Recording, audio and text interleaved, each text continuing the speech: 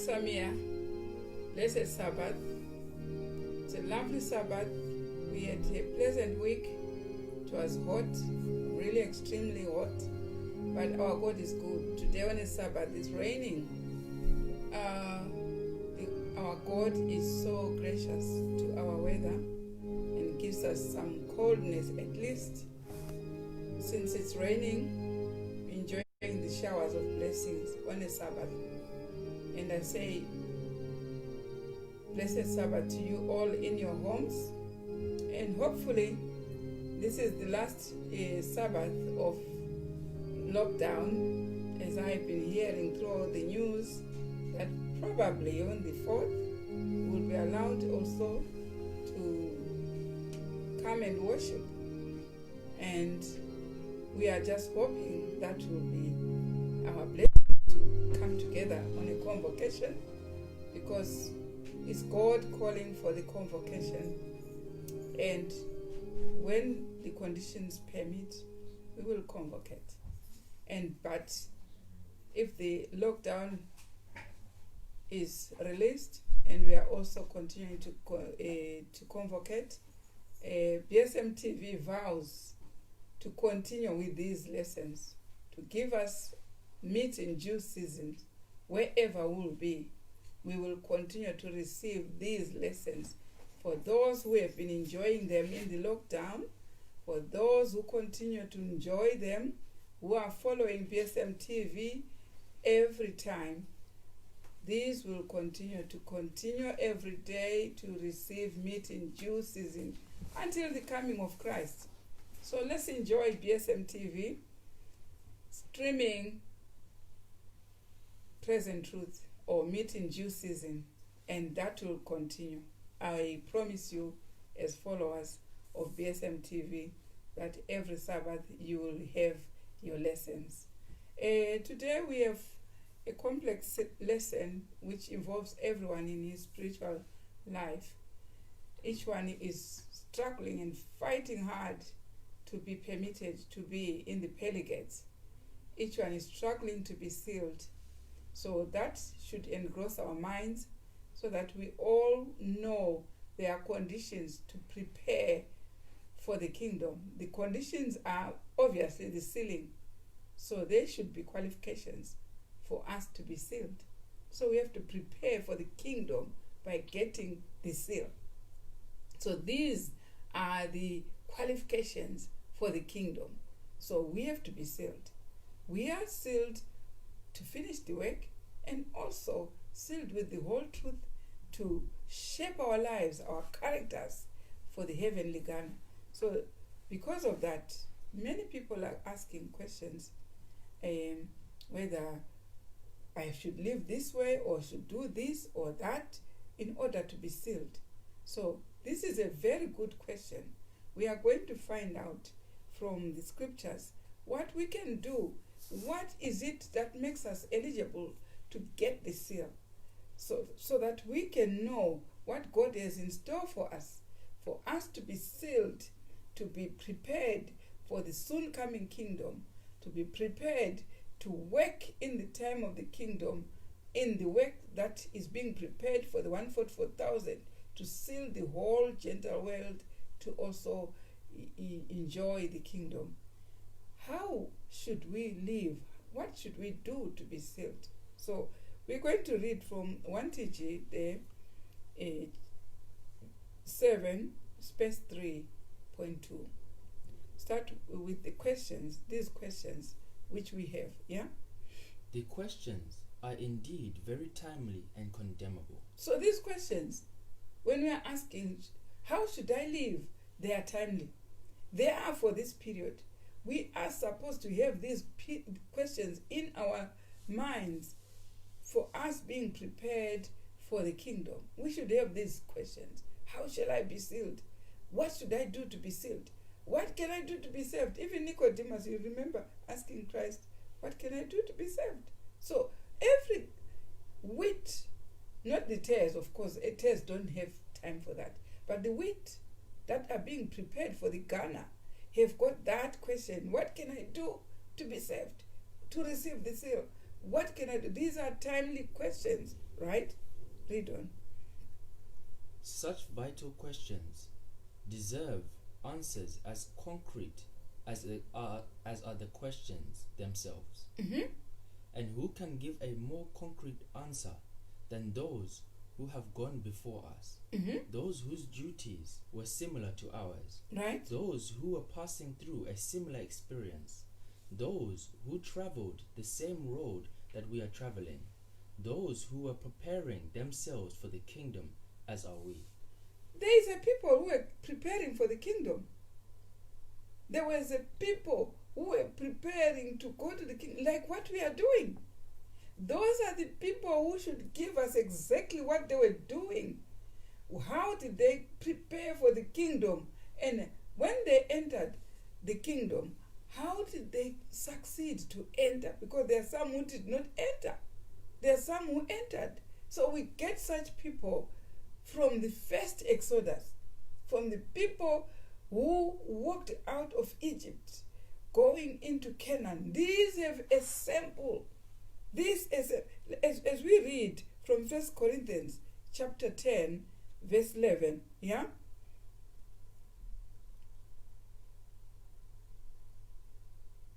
Verse 11. Verse 11, yes.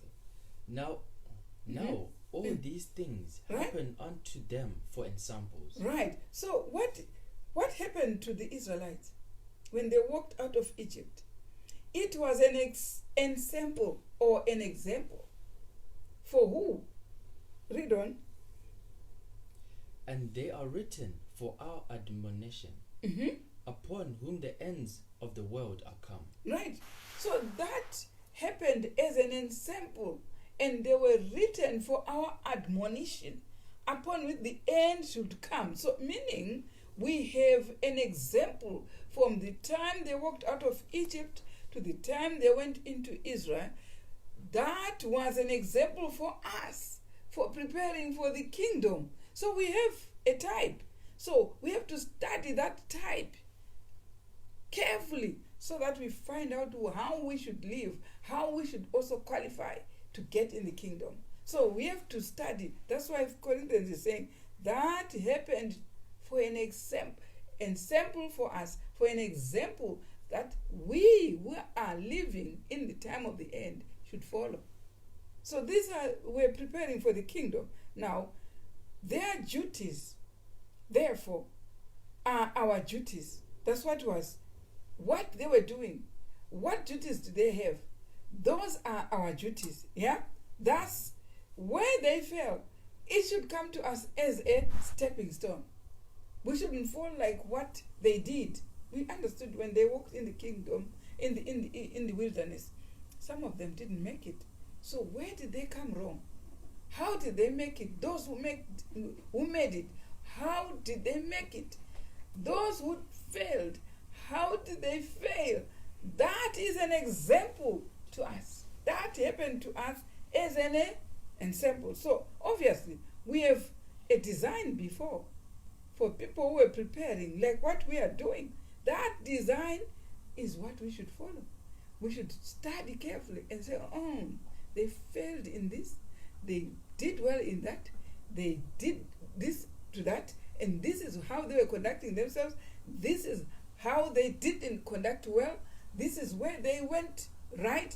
This, if we study carefully, we will find how we should be preparing for the kingdom, how we should be receiving the same. Otherwise, if we follow what they did when they failed, we won't make it. If we follow what they did when they did well, we will make it. So we have an example, brethren. We have somewhere where there was an example for us to follow. So we are going to study that example and match with our life and see how did they make it and how should we make it. And that is our example. Right. Let's go on in timely greeting, point 4 there. 4.1, right? Okay. We are now to find out why some of them went into the promised land, right, and why others did not go in. Right. For this is what inspiration commands us to do. Because that verse said to us, this was an example. So that's what inspiration has told us from the Bible, that what they did was an example to us. You understand? So let's go to point 2 there. Let us begin. Let's begin studying. Let us begin our examination by starting with Moses. Right. Now, the first person we are going to start with in our study is Moses. Yeah? Because that movement, when it started with Moses. Yeah? There was no one who was with Moses when the bush was burning. But are we agreeing that was the beginning of the movement? Because it began with Moses. That's why we say, currently we have a prophet who begins the second Exodus. Because the first Exodus began with Moses. So, because that was an example. As the Bible says, the example is there. So we have to follow the example now. The example there started with the prophets. So there's no way God will start this movement without a prophet. Meaning, when the initial type was a movement, so the antitype is a movement. If how you worship is not in accordance with the first movement, then time is running out. Because the second movement should match the first movement. If what you are doing does not match the first movement, better make amendments before time flies out, because time is short for the sealing process. It should be in accordance with the first movement. These should be parallel. The first movement and the second movement. So the first movement started with a prophet. Right? God inspired Moses by coming in a bush which was burning. So all the dialogue which was happening between Moses and God, no Israelite witnessed. Did you see that? Now let's start with Moses. Let us begin with Moses. What happened? Read in the courts of Pharaoh, he received the highest education the world then offered. Was he educated? Yes. In the time then, that was highest education. Where was he reared? You remember how he was preserved by God. Moses was born in a time where all male children were being killed by Pharaoh. But God preserved him. Right? So it means the movement had started already there on his preservation. So it started at birth. He could have gone in together with those boys which were being killed. Any male child born there was killed. So he could have died. So God knew that was a lead. So you see, when God is a prophet, it doesn't start after baptism. That's what we should be educated. We need that education. A prophet it does not start from baptism. So people will say, we baptize this person, we baptize this person. Now what is this person saying? No. It doesn't start with baptism. Baptism is just, a process, a normal process which everybody should follow. Like Christ was baptized. But do you tell me that he started to be the Son of God after baptism? You should be crazy somewhere to think that. But he had to follow the normal process of the time. The normal process was he should be circumcised. On the 8th day, he was circumcised. The normal process was he should be baptized on time. When John the Baptist was baptizing, he came also on the queue to be baptized. Like anybody else. At the time of birth, he was born by the ordinary parents, like anybody else. In poverty, he was also in poverty, a son of a carpenter, like anybody else. Right? So things did not start at baptism or when he entered the Jewish church. That was too late. It was a delayed match. Things started from the beginning of the world. Like it says in Jeremiah chapter 1 verse 5. Read Jeremiah 1 verse 5.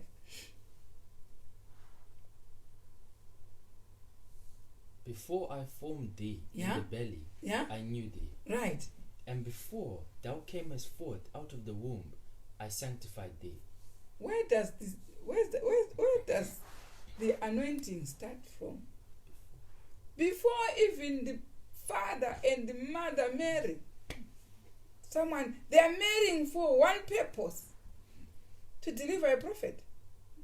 And when the mother is pregnant and goes into labor and goes into a maternity unit, that process of going into maternity is designed already. And the angels come and flood that maternity unit because a prophet is being born. Do you get my point? Because that's what Jeremiah is saying. Chapter 1, verse 5. Before I formed thee. This is what happened. This is what happened. Right? You should find out from your mothers who delivered you. What happened when you were in their belly? They will tell you exactly what happened, because like it was with Christ, the mother who was Mary was told, that child in your womb there, that child is a divine child.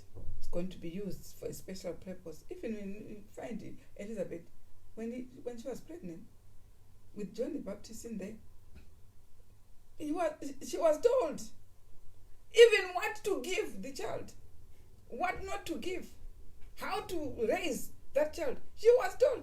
So you go back to your mothers and say, what did God tell you about me? Yeah, I did go back to my mother. She was carrying twins. I was a twin, one of the twins, and she told me what happened when she was pregnant. I asked her, and she told me exactly what happened. I said, how was it when I was in the womb? And she says, on those days, cesarean section was a scare thing. So it became that when I was highly pregnant, I was told I'm going for Caesar. That's what my mother told me. This is just, telling you exactly what happens when someone is pregnant. And then I said, then what? And says, when I heard I'm going to cesarean section, in those days, cesarean section was a death sentence. So I said, no, I'm going to die. Then I prayed at night, and I said, God, if I have to die, maintain my name in the book of life. She had given up because she was told she was going for a cesarean section with twins, highly pregnant. That very night, she said she dreamt. Because one day when she walked into Jerusalem, she said, I saw this country. I said, how did you see it? She says, when I was pregnant, when I was about to deliver, and I was told I'm going for a cesarean section, and that night, God showed me a dream, and I dreamed of all these houses in Jerusalem. That's what said. Everywhere I'm going, I saw that on my dream. Oh, I said, you were pregnant and you saw Jerusalem. And she said, so. You see? And then in the morning, she was in labor. She delivered a normal delivery. She never even went for Caesar. You understand? So, let me tell you one thing. Wearing the divine child and was told that child in there. So when it's just to fulfill what Jeremiah says, before I formed thee, I knew thee. Elizabeth was told about the child in the belly. Before Elizabeth got pregnant, God knew that Zechariah was coming out there. Right? So most people think someone should be knowing about God because he has been baptized and they've been taught by the church and been never. It's a process which God has. You understand? So here we are starting with Moses. When Jochebed was pregnant, all the male children were being killed because there Pharaoh knew that these male children will have loads of families and will overpower the army of Egypt. That's what was happening. So he was born in that terrible time. And who inspired Jochebed to take Moses? after delivering. You see, the scripture says the midwives were the ones who would say, we have delivered somebody with a baby boy and will make sure the baby boy is killed. But Jochebed became friendly to the midwives. And the midwife said, we cannot kill this child. They connived with the midwives in Egypt to make sure Moses was left. You understand? This is what was happening. This was a prophet. This one was a prophet. And God inspired the midwives to preserve the prophet's life. Do you see what happened? And when this baby boy was now, about 3 months or so, everyone knows a 3-month-old baby will be making noise, trying to speak, making noise. You understand? So God still inspired Jochebed to take the child and make this basket and put this basket in the river Nile. God was preserving a prophet. God was preserving a prophet. Right? And even when in the river Nile, somebody knew there was a child there, the first person who knew was the daughter of Pharaoh. And Miriam, the sister to Moses, who was always watching this basket, knew that the baby is now in trouble. But look at how God inspired this daughter of Pharaoh to say, he's a baby boy, he's mine. He's mine.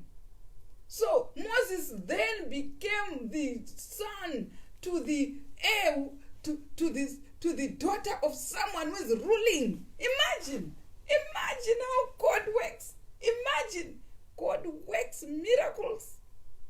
And Miriam ran straight away. Can I look for a nanny to look after this baby? Miriam ran straight away. And God inspired the daughter to Pharaoh to say, yes, look for a nanny. And who did Miriam look for as a nanny? The mother.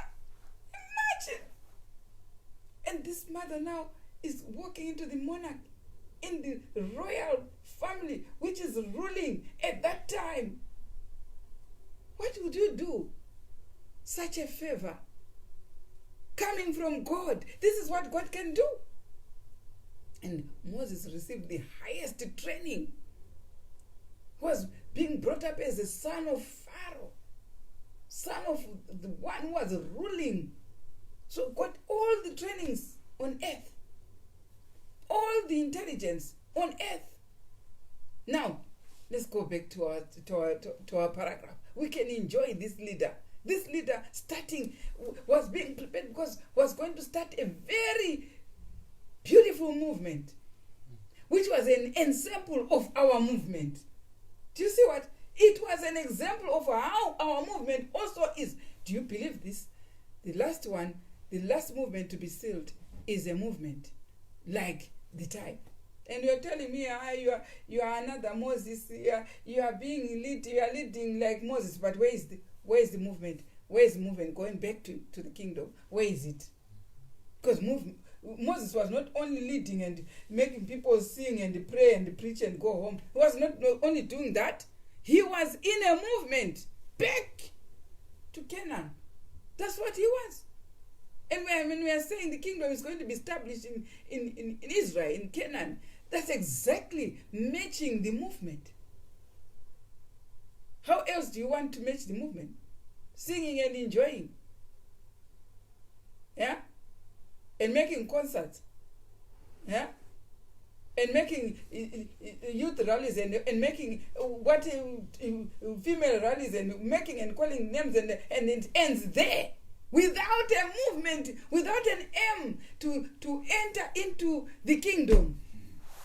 I don't know how I can live without hope like that. So here, let's hear this topic. Yeah, he was reared in the courts of Pharaoh, which is true. We saw it. And what? He received the highest education the world then offered. Right? And what? And having understood that he was the one to free his brethren the from very Egypt. first thing, when God ordained Moses was to make sure Moses knows his calling. There should be a dialogue between Moses and God to make sure that is fixed first before starting the movement. Be confident of what you are first. Don't say, maybe I'm the one, maybe it's me, maybe it's what another. Be sure it's you. That's what Moses was. Was sure he's now leading a movement which will go into Canaan. And was sure who has sent him. Was sure. It was no guesswork with Moses. Moses didn't do a guesswork. Right? If you are still doing a guesswork, thinking maybe it's me, maybe what, maybe, but you haven't been called. When Moses was called, he did not make a guesswork. Now, let's read the next. You remember? You remember the story of how he started out to deliver them, although he was not yet told to do so. Mm-hmm. He killed an Egyptian. He knew from the word go, from his mother, who was telling me, my son, you are the one supposed to. How Jochebed was inspired by God to know that this child is going to liberate Israel. You see, the dialogue was between not only Moses, but also between Jochebed and God. You see? So, he was taught by his mother that he is a leader from the word go. And when he actually was confident, before that bush was burning, he was actually confident, I'm the one. And when he thought, right, because I'm learned in the court of Pharaoh, I'm this and that, this is how I am, I've been learned to be, to liberate Israel. He started to want to liberate it. But look at what blunder he did. He killed an Egyptian. And God said, no. He started it all wrong, right? That's why he had to flee. Yeah, listen, let's hear again. Yeah. Mm-hmm. He killed an Egyptian, mm-hmm. fell into a quarrel with one of the Hebrews, mm-hmm. and then fled for his life. Right. No, he knew that this is an Hebrew, this is an Egyptian. And when they are quarreling, he killed an Egyptian. But later on, the two Hebrews, there were two Hebrews quarreling. And then he says to the Hebrews, you are brethren, you shouldn't. And then the two Hebrews are the ones who say, so you want to kill us like what you did. He said, oh my goodness, the secret is now what? Known. This is what you see, the very people he was liberating are the ones who sold him out. This is what exactly happens when God chooses a prophet. Who is against the prophet? The very people the prophet has been sent to liberate are the ones who sell the prophet out. This is what happened. This is the time. Now let's read on. This is interesting because when God said it happened as a sample, we have to find out a story which matches how they went out and teaches us how we should conduct ourselves. Yeah, let's go. Mm-hmm. So it was. So it was that in Midian he obtained a job, right? Became a shepherd, right? And married his employer's daughter. Right. Listen. Now he's gone to Midian. What is he doing? He's herding cattle. Look at the lowest job that this monarchy, the son who was reared, brought up by Pharaoh in the course of a royal family, and now is fled to Midian. It's the opposite.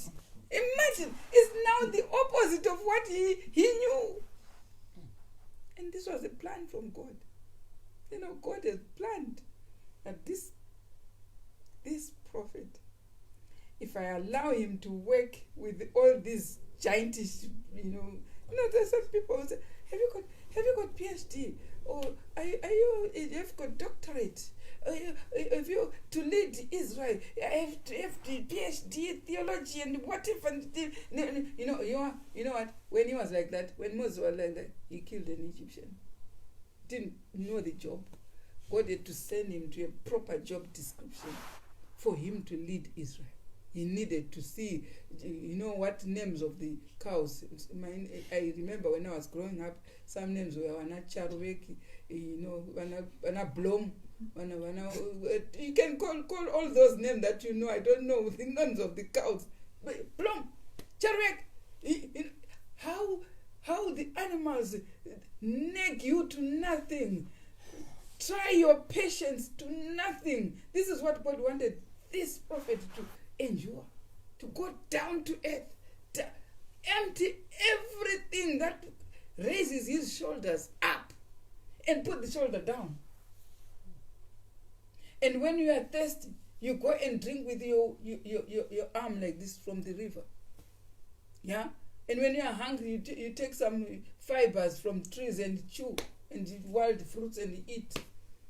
That's what God wanted this prophet to go through, so that he learns to be humble, and so that he learns the plan of God. And when that was achieved, God then gave him the design of the plan. Not when, let's see, even John the Baptist, when the other route, what does God say about John the Baptist? Go to Desire of Ages, page 101.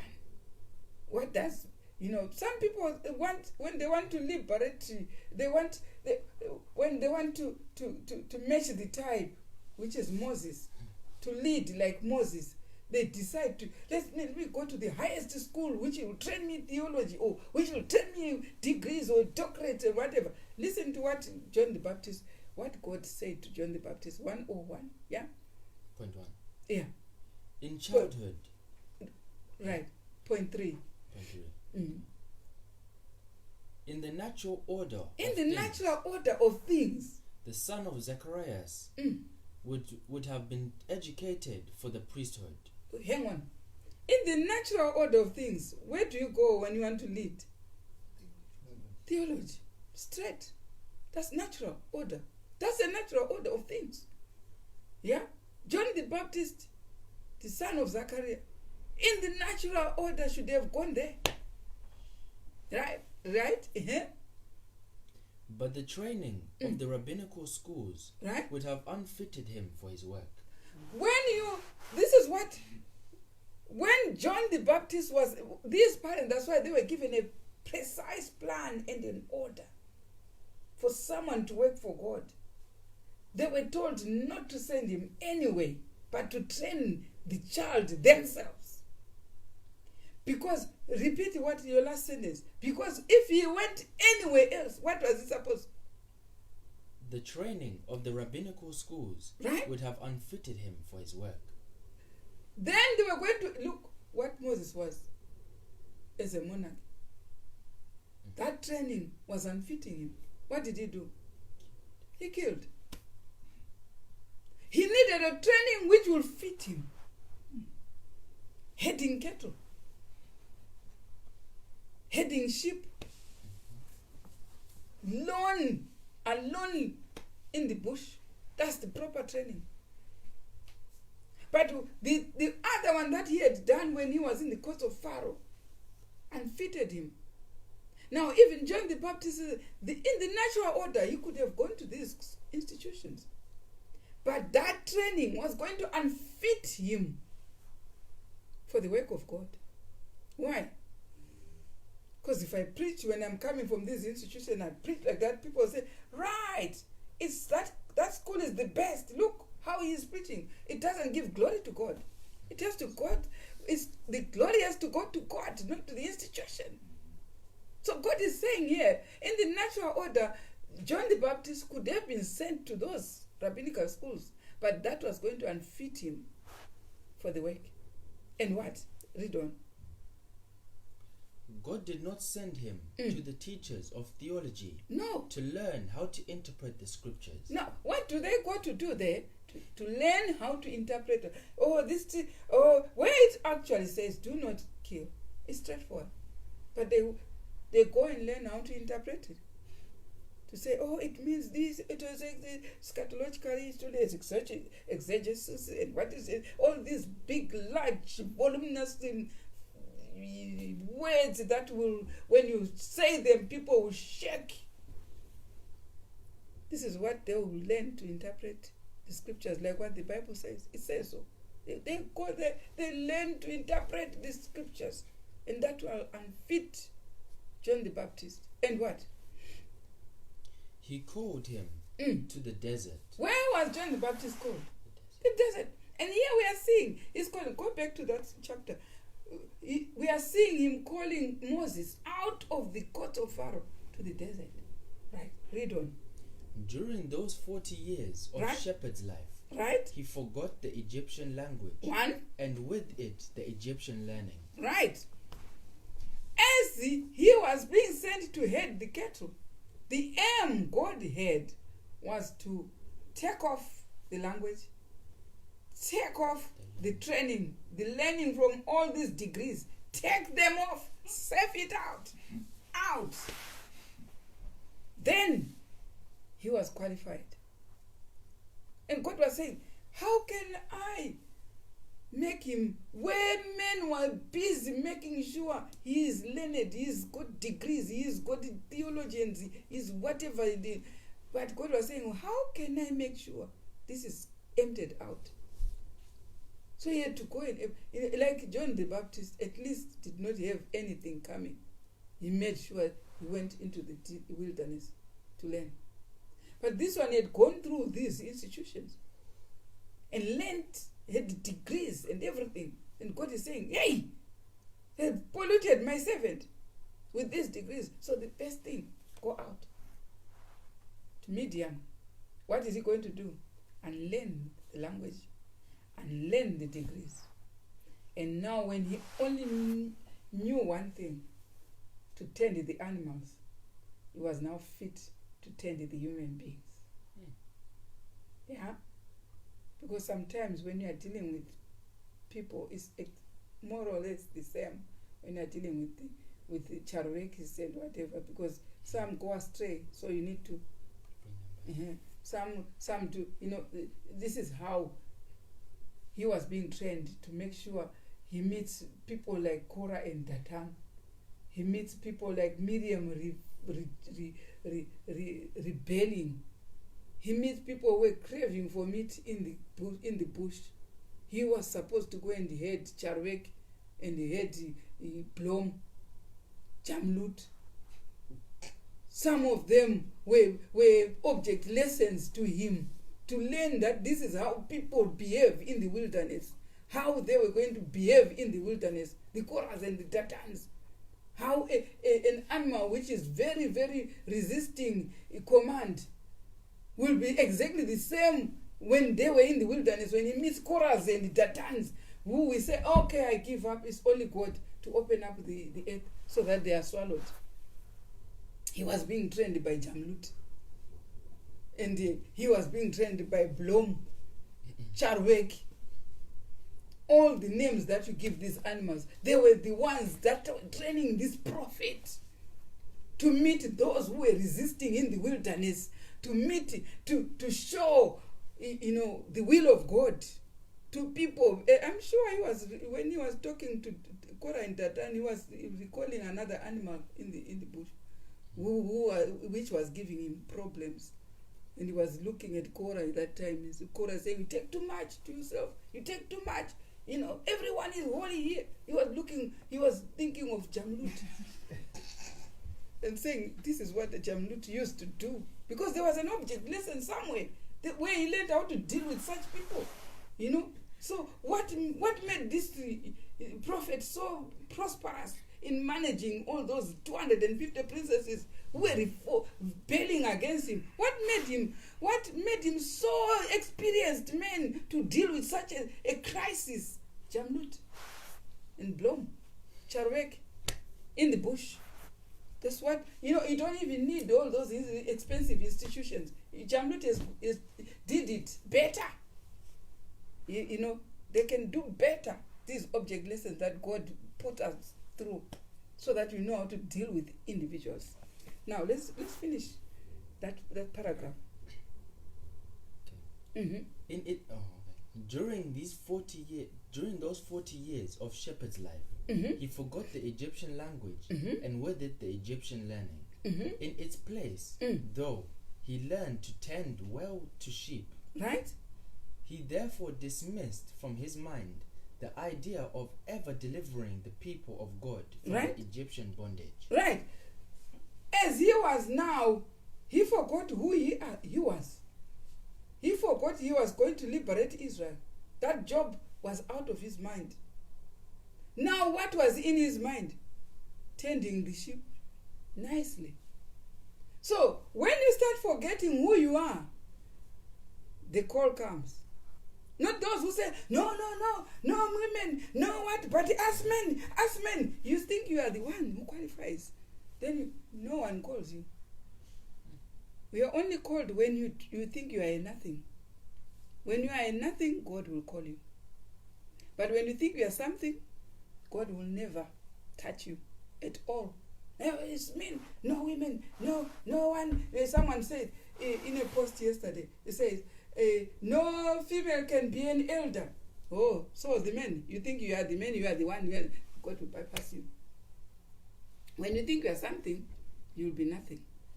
That's what happens. Right? And let's hear that. Uh-huh.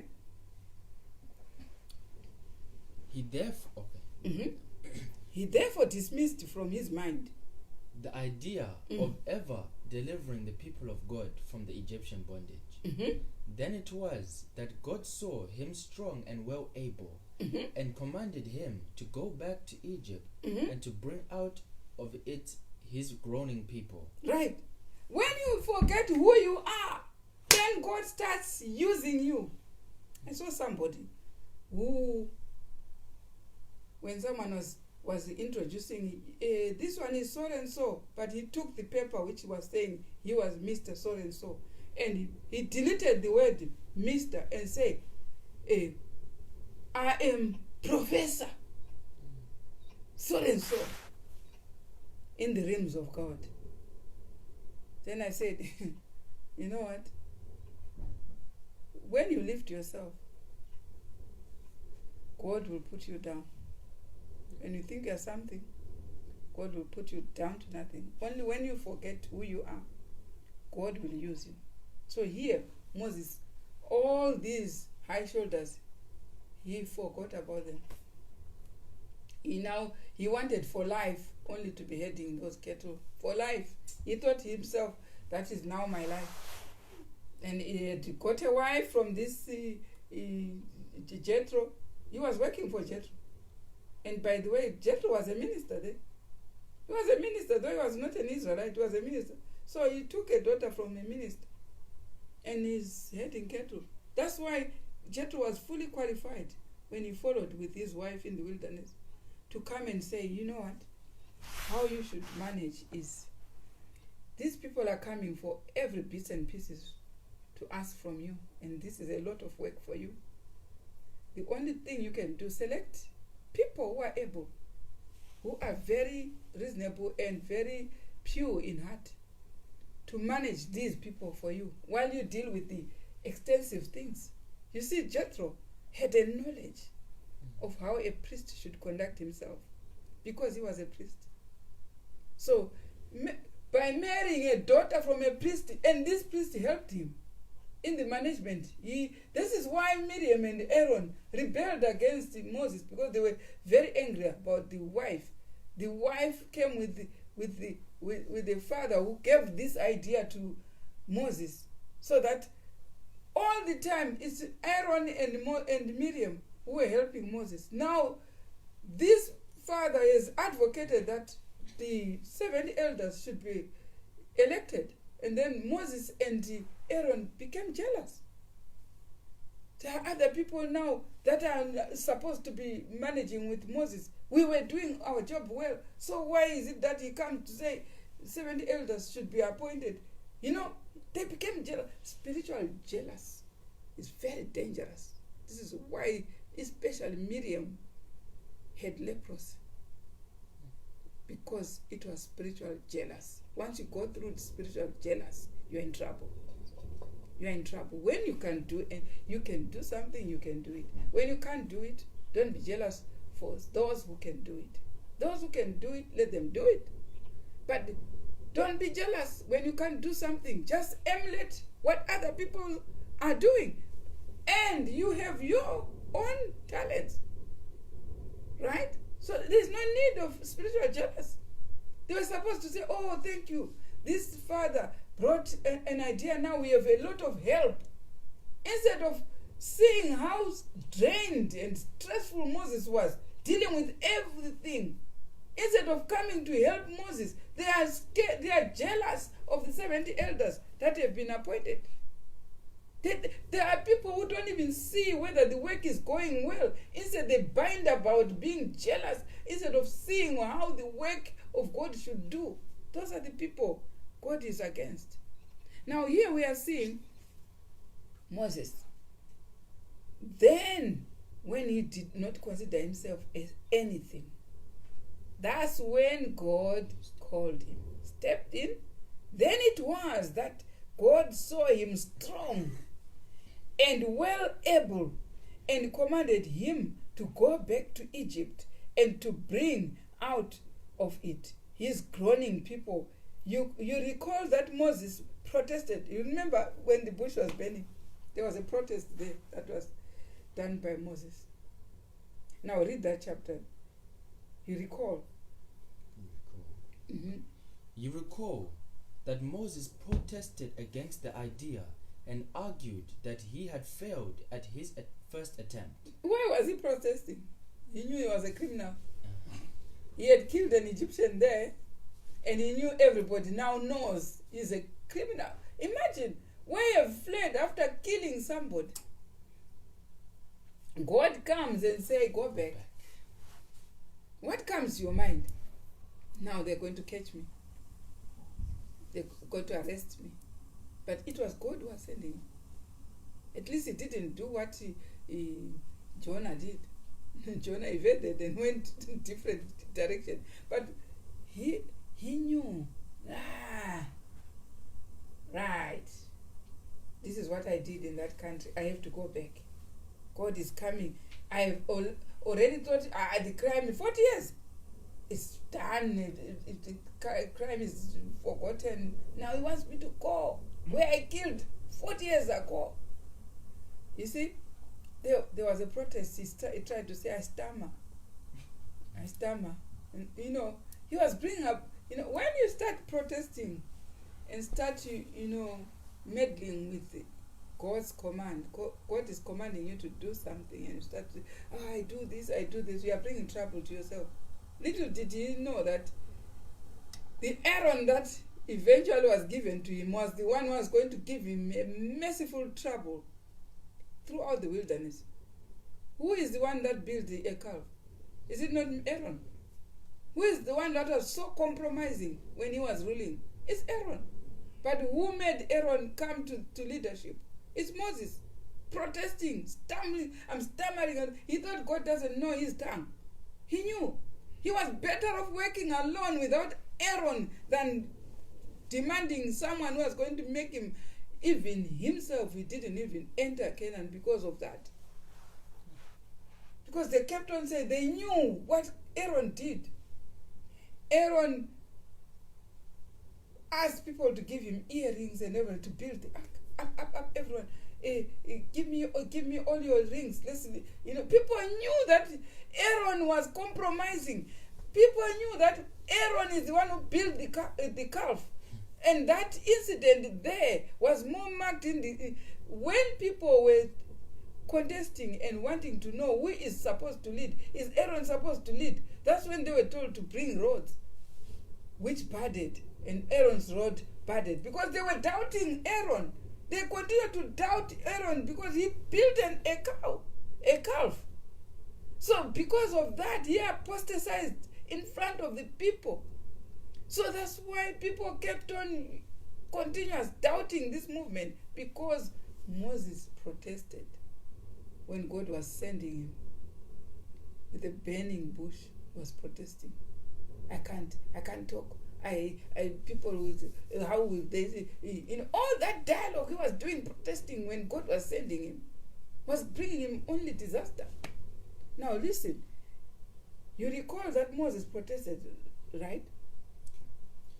You recall that Moses protested against the idea and argued that he had failed at his first attempt. The time he was young and well informed. Well, you are telling me when I tried to liberate those people, I even killed to show that I want to liberate, and these are the people who sold me. These are, they are not workable, those people. He's protesting, Moses was protesting, which is natural. What would you have done if it was you? You would have done, I tried with all my best. I even went when they were fighting with an Egyptian, I killed one Egyptian, and they themselves came and sold me out. That's why I'm here. That was Moses protesting. And what? And that at that late hour of his life, he was not trying again. Now 40 years have gone. It's late hour of my life. Let me just rest on my pension. He was now enjoying herding cattle, where he has been given a wife by his master. So he was enjoying, like an in-law in that clan. They treat you nice because you are an in-law. So he was enjoying all those favors. Now God is saying, go back. Read on. Okay. After a prolonged conversation, God removed his objections by promising to give him his brother Aaron to be his spokesman. Imagine. And Moses finally consented to return to Imagine Egypt. God has gone even, okay, Moses. He even protested that I have forgotten even the language. So I don't even know the language. Now how you want me to, he was protesting. And then said, okay, listen, Moses, you've got a brother, Aaron. I'll give you Aaron. We'll stand by you. Then Moses agreed. You see, if Moses didn't protest, it was going to be much better off in the wilderness than what he did. Because Aaron, made him subjected to all these criticisms from the people, big time. Now, there with his shepherd, what was he having? There, with his shepherd's he was herding cattle. What was he having in the end? Shepherd's rod. It was a shepherd rod. What was it? He had a shepherd rod. Right? Do you hear that? Does that rhyme anything in your brain? He had this rod. You will never herd the cattle without a rod. Did you hear? You need a rod to herd the cattle. Otherwise, you can't be using stones. Charwek, with the stones. You need a rod. Now listen, what there with his shepherd rod, he performed many signs and wonders before both the Egyptians and the Hebrews. He did not do these signs with his hands or with legs or whatever. He used, the signs came from the rod. Did you hear that? They came from the rod. And when God said, place your rod on the floor, and it became a snake, right? And they said, take it by the tail. It's a scary thing. And he tied the tail, it became a rod.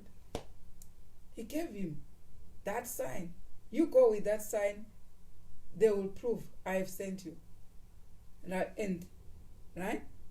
And you remember.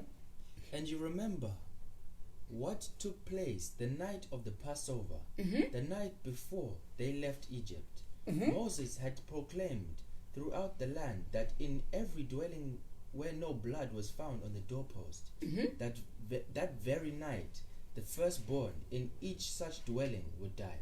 Now, that message came through a prophet. God did not go and broadcast it to everyone. That night on the 14th day of the first month, the firstborns of where there is no blood were going to die. That was a prophet who told them. Right? Do you say there is no prophet? So who is going to tell you all those secrets? If there had no prophet that day, they were all dead. Where there is no prophet, people perish. Proverbs chapter 29 says it all. People perish where there is no... You are even protesting that there is no prophet these days. That Sister White was the last prophet. We have papers. Can the papers come and tell you? Moses, fortunate, was the first writer of the Bible. When If there was someone who wrote before, was the paper of that person going to tell them that put blood on your doors? Do you see why we need a prophet for the current message? What does God say we should do today? Right? So Sister White wants to tell us what is happening today. Right? Brother Wotef won't tell us what is happening today, or Brother Odin won't tell us what is happening today. We need someone today. How readest thou? When that message was sent by Moses to the whole clan of Israel to kill and take blood and put on the door, it was done by a current, present, living prophet. That's what I know. That's why God says, where there is no prophet, for his secrets to a prophet. What was the secret of that day? Put blood on the door. So it was everywhere else. Everywhere. Even the Egyptians who heard that secret from those who were married to the Israelites, they did it. They took blood. That's why we continue to have a mixed tribe, mixed multitude in the wilderness. It's those who had married the Israelites, who were Egyptians, and their children were not called Egyptians, their children were not called Israelites, they were called mixed multitude. They also put blood, and they were saved. They listened to the prophet of that day, and they were saved. Where there is no prophet, people, I say, how do we prepare for the seal? And God is saying, the first Exodus is our ensample. What was the first Exodus like? It had a prophet, a living one. The second Exodus should also have a prophet, a living one. Otherwise, there is no rationale to say you are a second movement with Moses when you are doing something opposite to what was happening in the first Exodus. Now, and read on from where you left. 5.2. Yeah. Those who disobeyed the divine injunction were, on the day following, busily mourning. What was happening to those who did not put blood? Where were they found on the next day? The graveyard. And those who put blood, where were they found? Happily excited, moving out, marching on to the kingdom. This is what happened in the time. This is what happened in the time. In the antitype, what is happening? Same thing. Do you read of Ezekiel 9? Where it says, go through the midst, slay utterly. It is in a Passover. And where there is no, read it, Ezekiel chapter 4. Chapter 9, verse 4.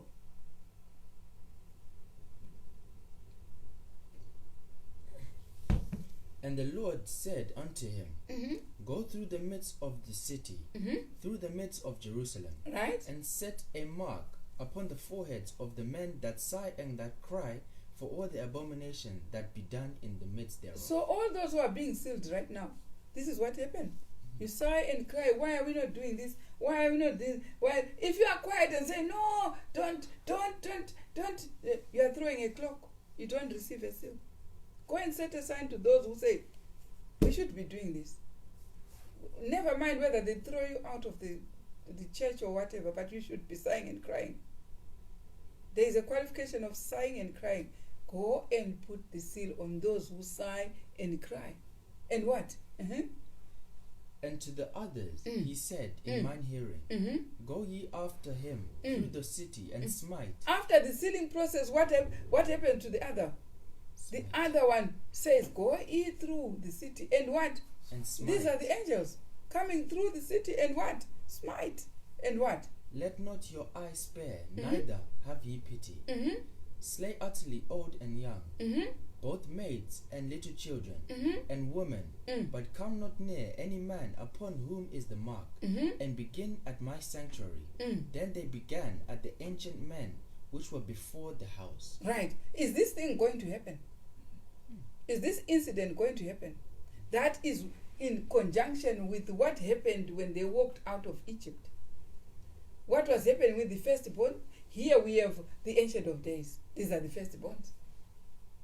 So it should be the second Exodus should actually match the first Exodus. What happened in the first is happening in the second. Right? So someone will say, it doesn't happen, it's not literal, it's not. If you want to see it's literal, it's going to happen, it's literal. You have to go to 5T, Testimony for the Church, Volume 5, page 211. That will happen. Have you found it? The class. Yeah, the class. The Ezekiel class. chapter 9 says, there were people being slain. Come not near anyone with the mark. So what does Sister White say about that? Yeah? The class who do not feel grieved over their own spiritual declension, Right? nor mourn over the sins of others, will be left without the seal of God. Right. The Lord commissions his messengers, the men with slaughtering weapons in their hands. Go ye after Right? him through the city and smite. Right? Let That's not the your verse eye- we are reading from Ezekiel 9. Right? She is paraphrasing and interpreting what it means. Right? So, okay. Here we see that the church, The church, Lord's sanctuary, the Lord's sanctuary was itself the first to feel was the the stroke first of to the feel wrath of that God. stroke of the wrath of God. And The ancient men, those to whom God had given great light, right? and who had stood as guardians Right? and of the spiritual interests of the people, Right? had betrayed their trust. They betrayed their trust. They've got all the books.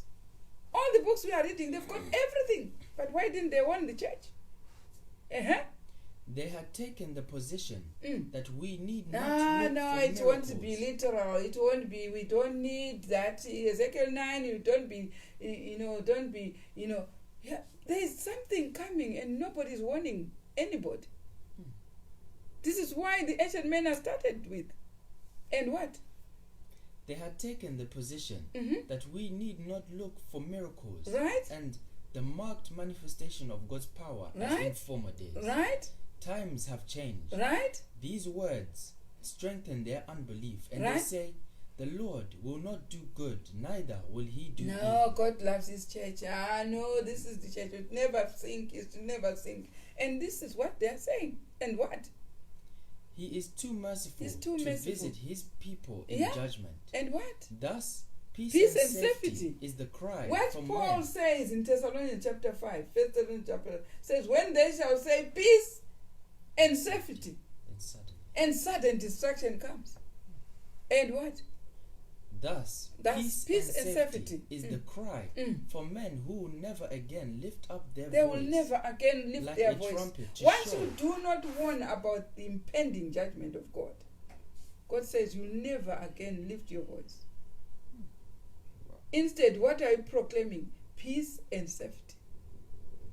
When something is happening, what are you saying? Instead of crying loud, something is about to happen. Something is about to happen. Instead, what do you say? Peace and safety. Don't worry. Be careful. Be careful. Don't be. This is error. This is satanic. This is what. That's peace and safety. And what comes after peace and safety? Sudden destruction. Yeah? They shall not escape. That's what Paul says. Now let's go back to our chapter. Why I chose it is giving us the history of the Exodus movement, so that we know exactly what was happening in the Exodus movement. So let's read where you were reading. Those who disobeyed the divine injunction were on the following day, busily mourning and bearing. Do you see, after slay utterly old and young, what will happen on that Passover? Some will be busy bearing, and some are busy going to the kingdom. Exactly what it happened in Egypt. Some were busy bearing, and some were busy rushing out. They moved out. It was the first month of the year, Abib, which is in Ezekiel chapter 12, verse 3 and 4. You find that they moved out on the month Abib, right? Read on. Yeah. Those who disobeyed the divine injunction were on the day following busily mourning and burying their dead, while those who obeyed the command were joyously and orderly marching out of the cities. Right? Yes, only those who were able to take orders were made free from slavery. Right? It is, therefore, prerequisite that we learn to take orders if we are to receive the seal of God in our foreheads. Now, we said the conditions for us to receive the seal. One, we have met one condition. Obey orders. Do we have a prophet of the hour? Yes. Obey orders. That's the first condition. Right? We're not speaking to those who don't have a prophet. No, I don't know how they just fly like butterflies everywhere outside there. But those who have a prophet, obey orders. Right? These obeyed order. And they were out, free. And they were able to say, we are all okay. Nothing happened to us. We obeyed orders. Yeah. Right? Right. Let's go to the next. Let each put the question. 5:50. No. If you can go to the next one where he says, let us not forget. 5:3. Right. Let us not forget. Yeah. Let us not forget, though, that the children of Israel left Egypt with great zeal and high hopes. Now we are in the Exodus movement. It's all done. They are out of Egypt. Now we start talking. Yeah? What was happening in the wilderness there is what we have to talk about now. They are out. All of them. They put blood on their doors. They're out, which is good. The next day, everyone would say, how we made it. But they did not know it was the beginning of the wilderness journey. It has got its own pros and cons and disadvantages and advantages. This is what we are going to study now, right? They came out with great zeal. It would be the same, with great zeal, to show that all your children are there. But your neighbors, they lost one. Yeah. You know, this is what they were doing the next day. They were checking who lost what, who, yeah. So it is so far so good, right? But when they saw the Red Sea ahead of them and Pharaoh's army behind them, they were filled with consternation. Right? They saw themselves in a death trap, although they were at the brink of another marvelous deliverance. Right. I can see somebody is warning us that is struggling to open the live stream. I don't know whether it's clear on your gadgets. So it's fine. Maybe someone who has got no bundles. Try to increase your bundles. Right. Let's come again. Let us not forget. Let us not forget, though, that the children of Israel left Egypt with great zeal and high hopes. They had high hopes of going into Canaan straight. But when they saw the Red Sea ahead of them and Pharaoh's army behind them, right, they were filled with consternation. God made sure there is a Red Sea. First, there was a Red Sea to test their high hopes. Didn't God know about this Red Sea before? He now wants to show them they need to follow the leader. Yeah, it was for them now to know they need to follow the leader. It was a test for both Moses and also the people. They were being tested by the Red Sea. Some people think it's an easy road. It's not an easy road. No, it's not. It's got all these blocks to be removed. And in each block, you are being proved whether you are genuine or you are just fake. Yeah? So the Christian road is not easy. It's got a lot of trials and temptation.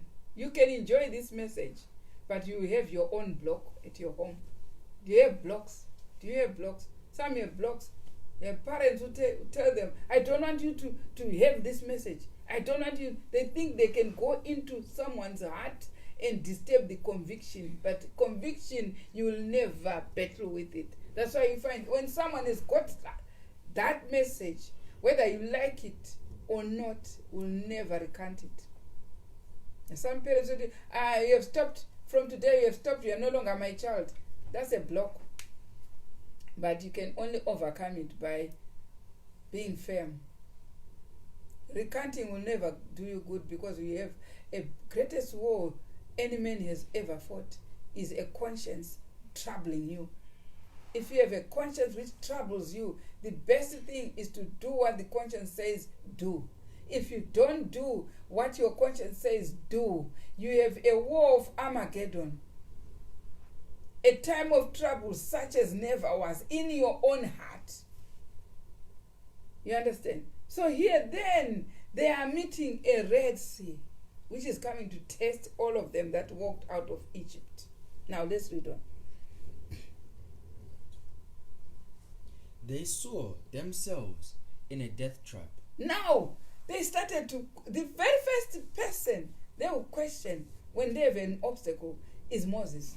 You came with your rod and it became a snake, and we proved it's God who sent you. Now, look, where are we now?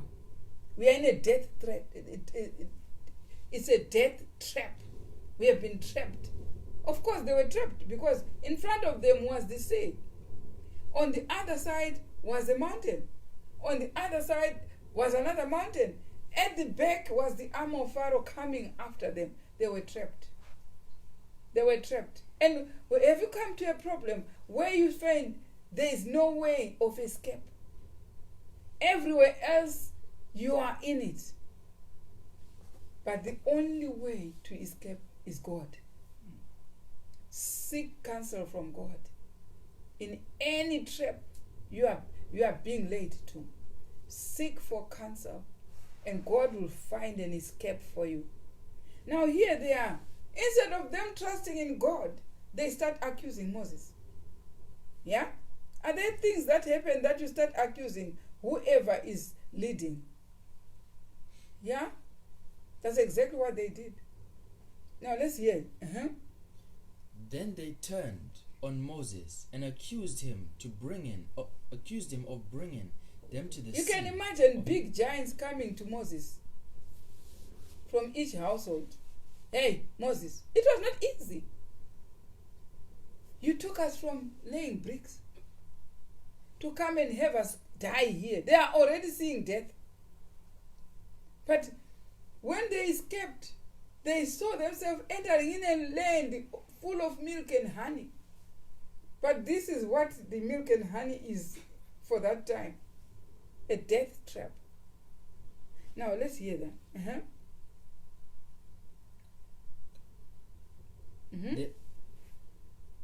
And accused him of bringing them to the sea, of making their escape from their enemies absolutely impossible. Now, where is this escape? That you said you should escape Egypt. And instead, the army has come. Now, humanly viewing the situation. You need someone to take over. You got a hiccup. Humanly viewing the situation. Let's have someone to take over. And you have a hiccup. It's not well. Right? Come and sit here.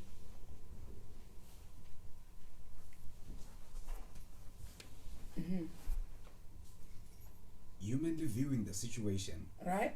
They were in a precarious predicament. In that moment, they forgot their miraculous deliverance from Pharaoh's taskmasters, and their eyes closed to the wondrous cloud by day and pillar of fire by night. Right? That had led them all the way. As they saw it, the evidence against Moses' ability to lead them safely was overwhelming. The whole venture appeared doomed to failure. Right. Their hopes of going ahead or even going back left them. Right? And all because they thought Moses, not God, was their deliverer. Right.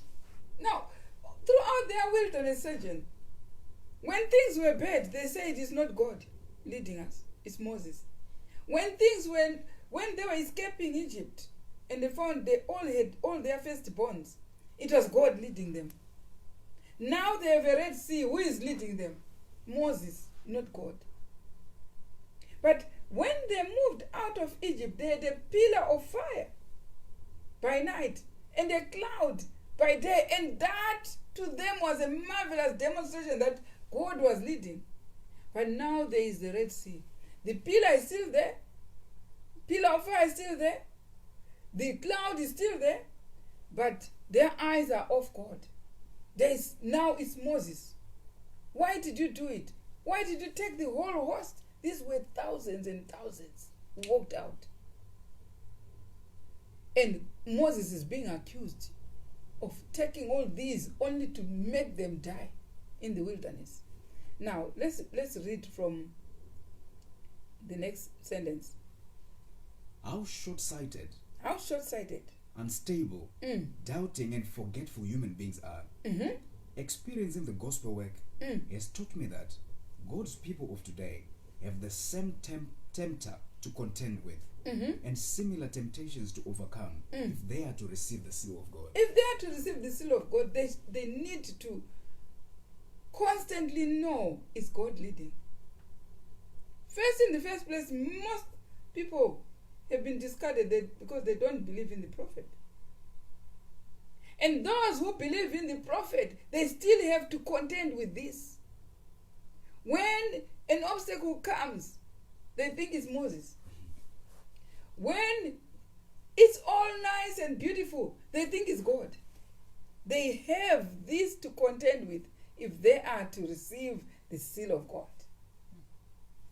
What a great difference. What a great difference would there have been had the Israelites only believed that God, not Moses, was their leader. Right? That which appeared to be their death trap was their door of hope. That which appeared to be a death trap was a door of hope. They were supposed to wait upon the Lord and see how marvelous the deliverance will be. And let their experience teach us to remember that God is either leading us all together or not at all. Right. You should have two things in your mind.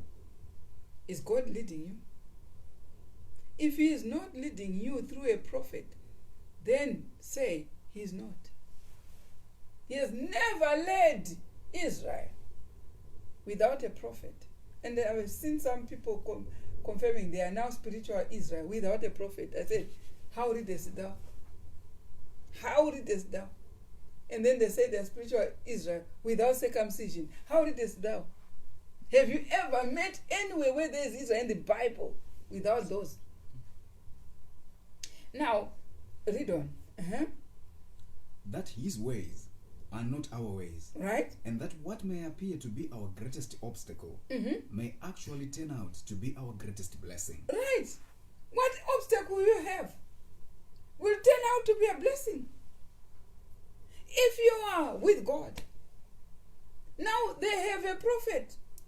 They was that told out. And by a prophet, they were preserved. And by a prophet, they entered Canaan. Now, they had preservation already. Why? Why was it supposed to preserve them to have a prophet? Because God will whisper to the prophet. What did God whisper to the prophet? Take your rod, smite the sea, and it opened. Was it a benefit for them to have a prophet? Now, if they did not have a prophet that day, how were they going to be rescued out of that trap? So he says, when there is no prophet, you perish. You perish. No prophet there. I wouldn't want to live in an earth without a prophet. I need someone to whisper to the prophet for us to know the way out. Now, Israel's real danger Israel's real danger, we now see, was not in what Moses did, Right? but in their unbelief of God's having the reins in his hands. Right. What was the danger? They did not want to have God reigning in front of them. Not in Moses. When we say we have no prophet, your danger is not in saying you have no prophet. It's not in the prophet. The danger is we have no God. That's it. That's where the danger is. And In not knowing that his ways, am I right? right, In not knowing that his ways are beyond finding out, contrary to ours, right, they failed to see that God could again and again perform miracle after miracle to deliver them from their enemy's hand. That he could dry the ocean as easily as he could flood the earth. God who even rescued Daniel when he was in a den of lion made the lion not open his mouth. When everybody's saying, now I think the lion is chewing the leg, now I think the lion is chewing the head, now I think the lion is finishing off the bones, but Daniel was not touched. That's how God can rescue someone. Sometimes allow you to go right into the pit. Joseph, he allowed him to go into prison. What would you have done if you were Joseph? You would have said, there's no God. Why am I going to prison? But he went straight in the prison to sleep in a bed full of lies and backpath. He did that. He went in. And he knew God was still there. While he's in that prison, he knew God was still going to come. And what? Did God leave him there? See? Sometimes you run short of mind, thinking now what I've done, it means God is gone. But he's still there. He's still there to uproot you from your problems. He's still there. So our mind should always be on God, whether we come through problems or whatever we run through. Our mind should be stayed upon God. He will still come and rescue us. We have a lot of people in problems right now who are shattered to nothing, to say, I have no time to believe in God because I have problems. But let me tell you one thing. The very problem that we have, God is ready to rescue you out of it. Only when you call upon God. The qualification for us to be sealed, I'm afraid, we have to believe in the prophet. Sorry. If you thought there was, I want the Bible. Someone said, I want the Bible and the Bible. No, nobody else. I'm so tough luck. They would have done that in the time of Moses. But without Moses' instruction to put the blood on the door, without Moses' rod to strike the Red Sea, they wouldn't cross. They will never cross. Now let's read on and enjoy. That is an example to us. So we need somewhere where it is written as an example to see exactly how they walked in the wilderness. Yeah? Having their failures before us, right? We should make them our stepping stones to success. Right? Let us therefore wholeheartedly believe that God is in charge of our salvation, right? Of our lives, and of our death too. Right? That He is able to take us to safety, even if the earth should drop out of space. That we cannot die if He wants us alive. Right? And that we cannot live if He wants us. And you see here somebody saying, if He didn't do that, He could be alive by now. If He didn't do that, He could. You know what? If we are not supposed to die, we won't die. If you are not supposed to marry, you won't marry. Yes? If you are supposed to marry, you will marry. I've heard people say, oh, if I didn't do this, if I told I didn't die, wait until you see somebody die, and then you see people trying to find who did this, who what, because they don't believe that person should have died. Why? Because it's God who regulates all these things. They are beyond our control. It's God who sees your date of death and your date of birth. Your life, how many years you should live. It's God who knows your boundary, where you shouldn't cross and where you should cross. It's God who sees. Your duty, the whole duty of man is to fear God and do what? And obey what He says. then he will chronicle your life according to what he has seen. Now, read on. Let us ever bear in mind that we of ourselves know nothing about God's plans. Nothing at all. There are some people, I know God should be ordaining this one, not ordaining that one. I know. You know nothing. Nothing at all. We know nothing. Yeah. And God is leading people who should know that they know nothing. If you know something, He won't even lead you. He'll wait for you to have your downfall. We know nothing. Right?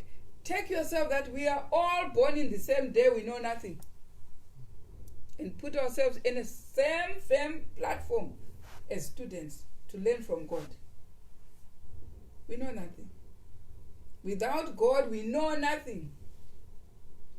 Right? And let us ever bear in mind that we of ourselves know nothing about God's plans, right, except as told through His appointed servants, right, the prophets.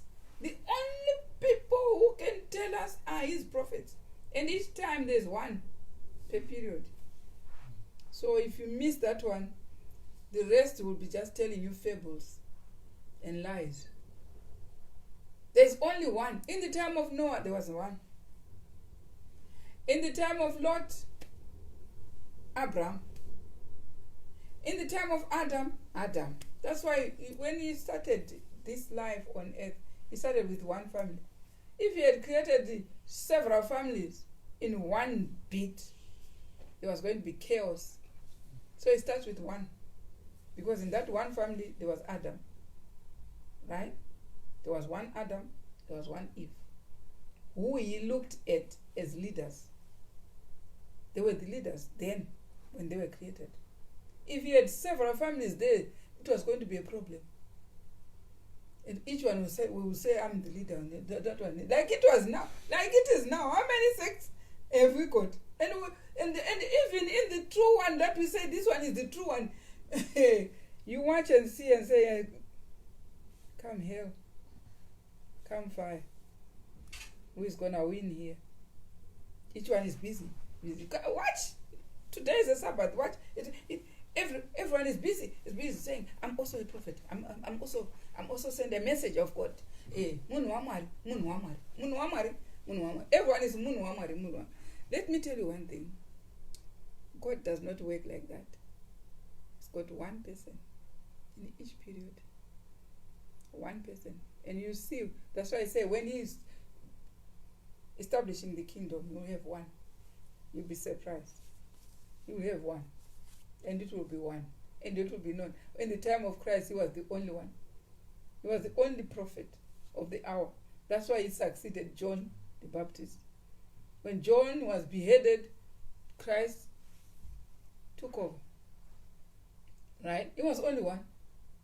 Yeah? Time of Micah, Malachi. So that there is no confusion. So it's for you and me to mark which one is it. Otherwise we'll be tossed about here and there. This one believing that, this one believing that, this one believing. You should have someone who have the whole entity of all, not only sectarian prophets, and say, this one is, we believe in Sister White, yes. Brother Whatever, yes. Brother Rodden, yes. We won't stick to one. We'll stick to all what they wrote. First of all, we have to believe God moved with time, appointing each one. And then we read from all of them and see who has got a proper story of this, of today. Who has got we are not so like blinkered and bigotry. No, we have to find and search who has got something nice which suit what God wants today. Right? No, we have to be wide. That's why Christ made a beatitude and say, blessed are those who hunger and thirsty for the word. Because if you have some which, this one I won't read, that one I want, that one I want, that one I want, you remain in a card box of ignorance.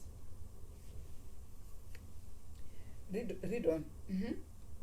If we daily walk with God, if we commit all to Him, then the responsibility is all His. Right.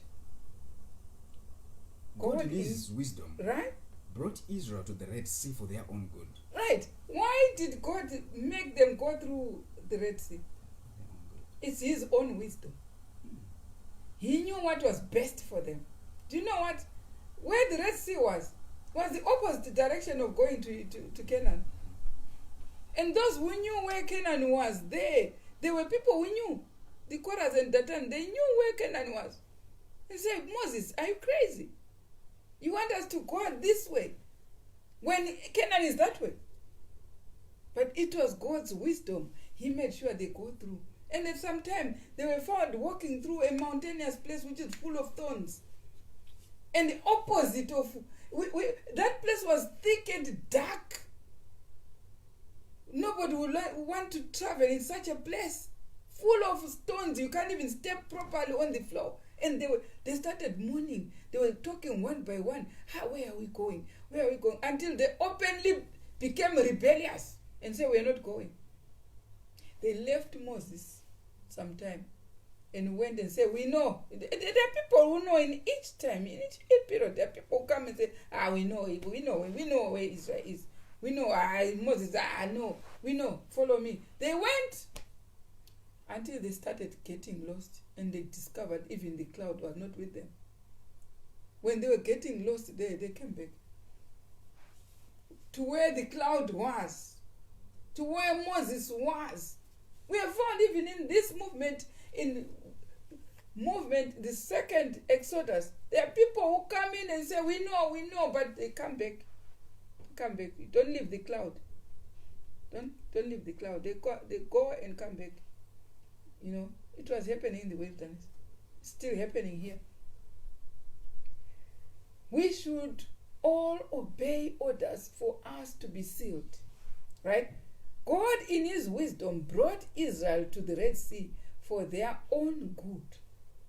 And though they could not see it in his way, most of the time we don't see it in the way God sees it. But he does it for our own good. And what? He nevertheless, for his name's sake, divided the sea. For his name's sake, not for them. They were already memory. But God, for his name's sake, divided the sea. Took them safely across, and at the same time, by the same miracle, he destroyed their enemies.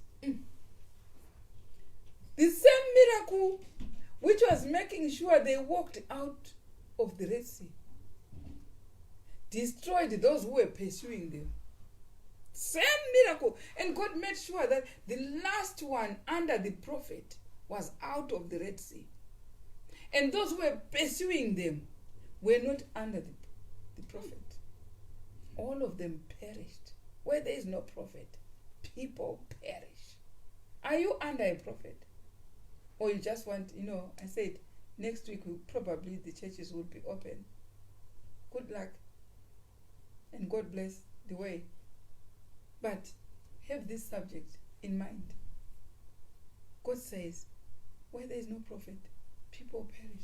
Make sure there is a prophet where you are going. Make sure there is a prophet. For these were pursuing the Israelites who were under a prophet Moses. They did not have a prophet, though they had all guns and everything, fully armed. They perished. They did not have a prophet. They did not have a prophet. Now, let's read again. Had Moses been as doubtful of God's power and leadership as were the people that were with him, what effect would his rod have had? It also called for Moses to be brave. Moses was confident. God was with him. God will only help those who will maintain steadfast confidence in him. Moses maintained throughout the wilderness, maintained a constant confidence that God was leading him. That's why that wilderness sojourn was prosperous. It was because the leader, only when he took his eyes off God and hit the stone twice, that was his end. But all along, wherever he was, he maintained a steady, constant confidence in God. And he won. So it calls upon the leaders, those who think they are prophets. And I believe it's only one. They should be confident in God. None whatsoever. None whatsoever. Mm-hmm. If the judgment of the infinite were the same as the judgment of the finite, then Pharaoh's army would have either killed or enslaved Israel anew. Right. What was going to happen if Moses wasn't constantly confident? That army which was pursuing them was going to kill them or take them as captives back to Israel. That's what was going to happen. Right? Their mighty deliverances should therefore forever establish our confidence in God. Right? And should stand as everlasting memorials that the wisdom of man is foolishness with God. Right. And the people who are so trusting in men. Because of that. But that's why God says, cease ye from men.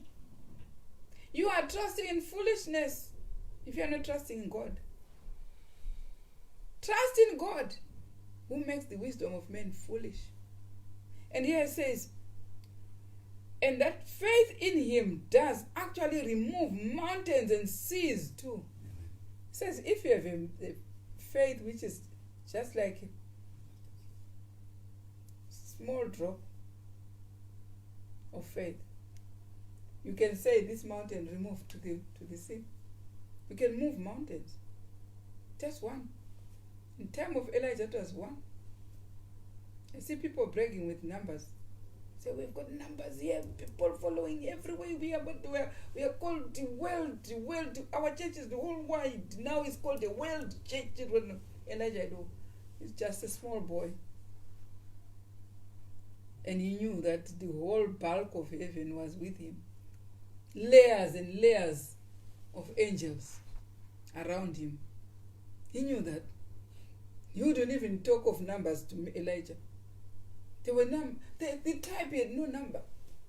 That's the type. He had no number. Elijah had no number at all. But he knew that the whole population of heaven is on his side. You see? So it doesn't even help talking about numbers, about your progress. Or our progress, we have gone there, we have gone there, we have got this country and that country and the country and the country. The thing you should brag about is God on your side? Is God on your side? Do you understand him? And do you do what he has commanded? That's what you should come up open and brag about and say, yes, I'm doing it. I have done it. What he commanded commandments, I'm doing them. Statutes, I'm doing them. Judgments, I'm doing them. Testimonies, I'm doing them. Following the prophet, yes, amen. That's what you should brag about. Because those are the testimonies, isn't it? Yeah, testimonies are from prophets. Right? So that's what you should come up open. That moves mountain. That moves a mountain. Where you were? Notwithstanding these ensamples, though, men still expect God to work in accordance with their judgment. And that is why sometimes he uses children in his work instead of wise and prudent men. I want that sentence read again. Notwithstanding these ensamples, right? Though, men still expect God to work in accordance with their judgment. Mm-hmm. And that is why sometimes he uses children in his work instead of wise and prudent men. He only wants a heart. And if the hearts of old people are all arrogant, he takes the children. And the children can do his job. He actually said, if you refuse, you raise stones. You see the stones? They are the children. As long as the word is gone, it doesn't matter how old that child is. It doesn't matter to God. He used Samuel when Eli was a problem. Samuel did his job, was being prepared to be a greatest prophet. But look, 3-year-old, God with a 3-year-old to send that 3-year-old to Eli, to tell Eli that you are going to die tomorrow because you have refused. He used a small 3-year-old. He doesn't care because he is the one who created men. And he says men, especially the old ones, that's why in the time of the wilderness, he took those who were above, were below 20. Only 2 who were above 20 was Joshua and Caleb remained. But those who were below 20 were the ones who entered Canaan. You see, the old people, they have so much bias, so much, they think they know. So sometimes he doesn't use them at all. In times of crisis, especially crisis like what we are having, he will not base on those. They will tell you their experience. We use like this. We know the gospel should be like that. We know they are so arrogant. He uses the young ones. The young ones, they're sent. They don't dodge about. They just do as they are told. It says so. In Isaiah chapter 58, verse 12.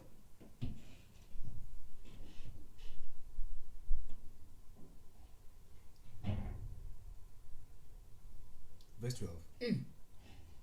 And they that shall be of thee, Right? shall build the old waste places. Right. In other versions, it says, your children.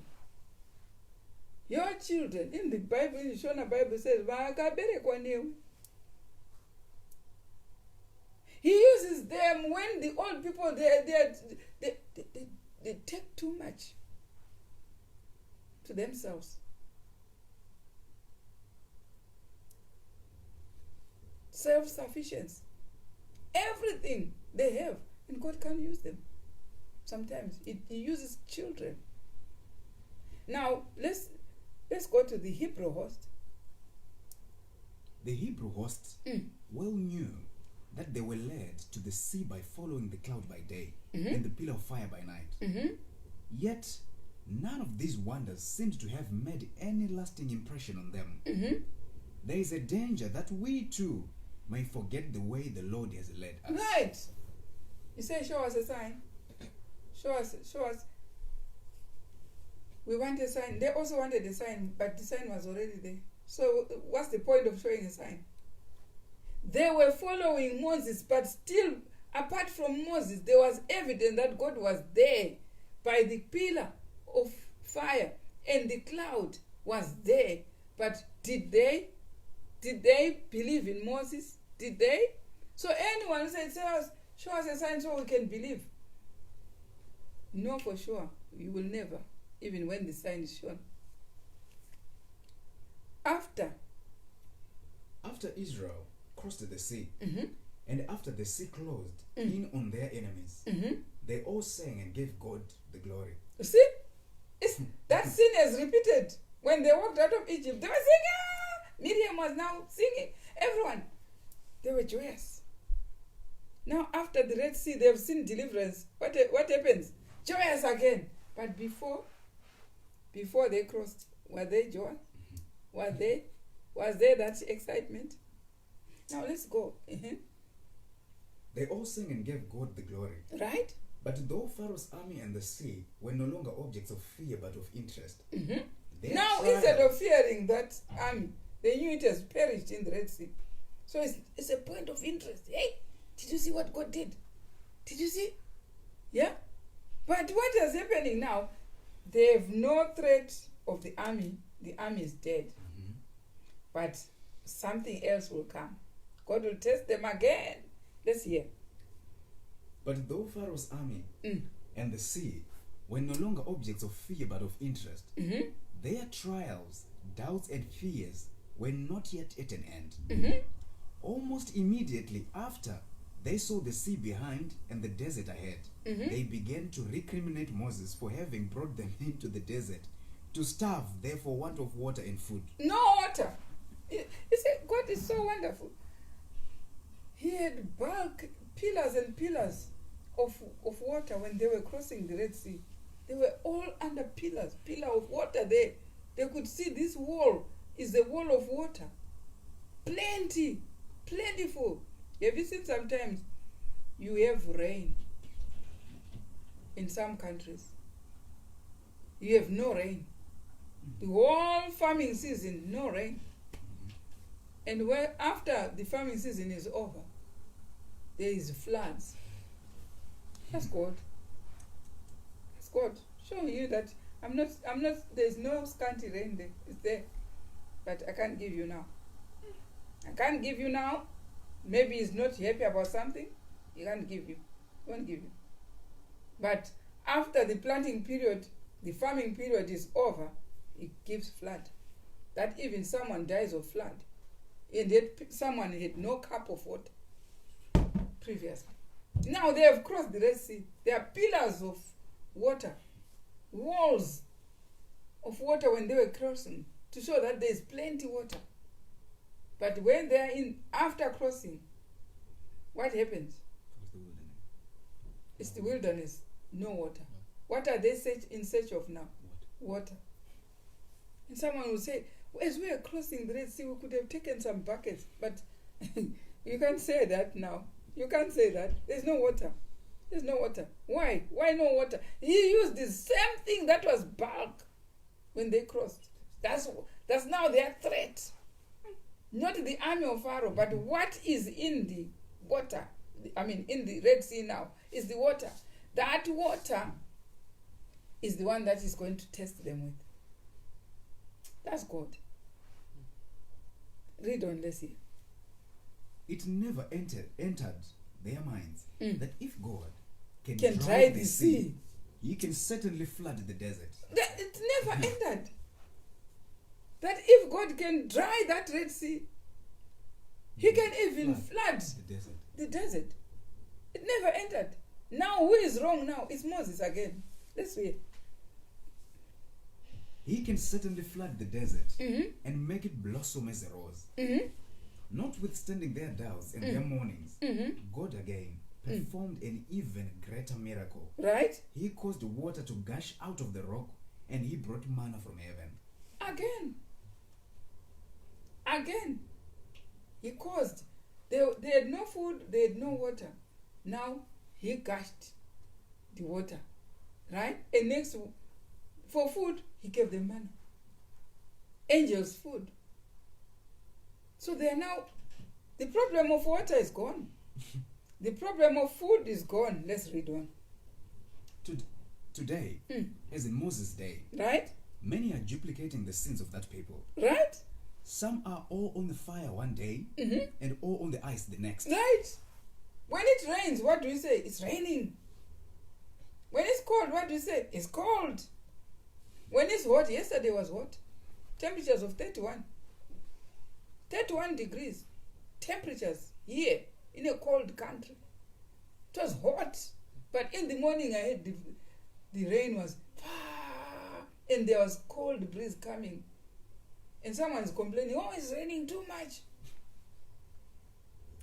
They were on ice one day and on fire the other day. Do we have such a Christian life? Then we need a qualification of constantness in order to receive the sale. We should be constant that God will see me through. Right? If God knows what I should have from yesterday when it was hot, he also knows what I should be like when it is raining. What I should be when I have money, and what I should have when I'm broke. There is no way I could go above my limit and break God's law to look for money, because he surely is going to furnish me with the money when I need it. Right? Read on, let's hear. Others praise God to the top of their voices while their ship is smoothly sailing. I have heard some, even when singing. Have you ever heard someone singing with a louder voice? Yeah? Some can say, amen, everyone, amen, amen. And there's someone who wants to be amen more than other voices. Amen! Some were singing with louder voices. Isn't it? Yeah, to show that he is enjoying. Amen, amen, oh, powerful.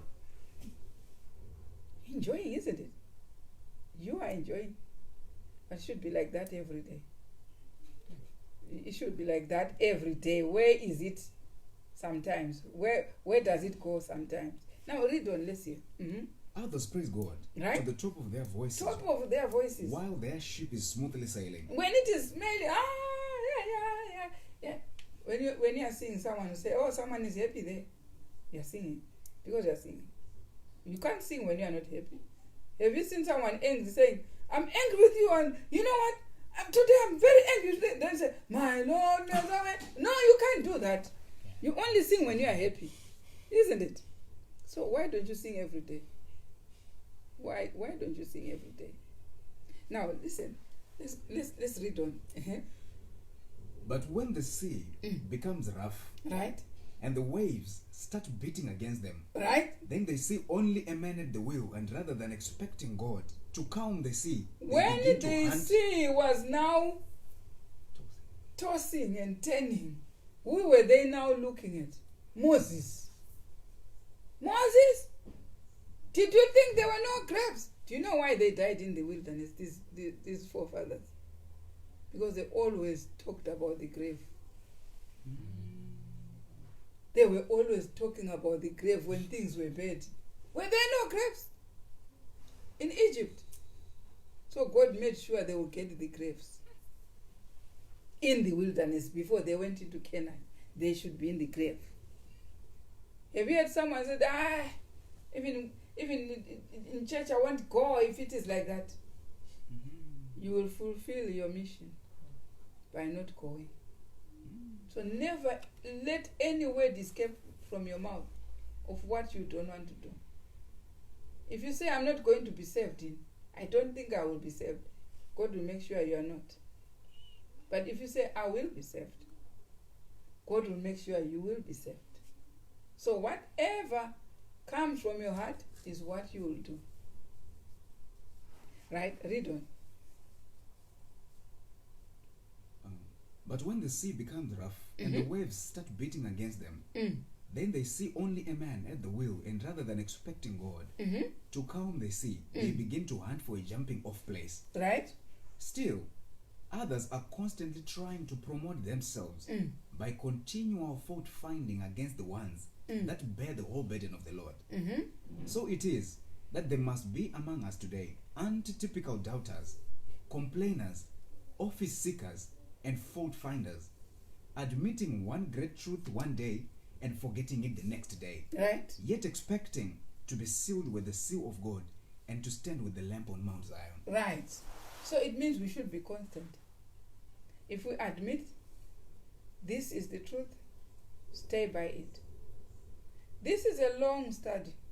It will take maybe a full month for you to come. But those who are wise have seen exactly what God is expecting us to have a qualification to be sealed. He expects us to be steadfast, to continue with what we think is the truth. When we hear the truth, to abide in the truth, not to be in the truth today and out of it tomorrow, in the truth tomorrow and out of it next day. No constant life. When we want to be sealed, we'll be sealed by the truth, abide by it, and be for it, and continue to trust in God. God speaks to us through the type. Study the whole type, which is an ensample of what this anti-type movement should be like, led by Moses. All the people, how they should behave when they are being led, to copy exactly the type. This is what we have as a sealing process, as what will make us inherit the kingdom. For the kingdom is going to come and be established in Canaan, in Jerusalem, and those who are going to abide by the truth will receive the truth and will receive the seal and be saved and be steadfast. May God bless this reading. May God bless this truth and seal us and make us ready to inherit the kingdom. God bless you all.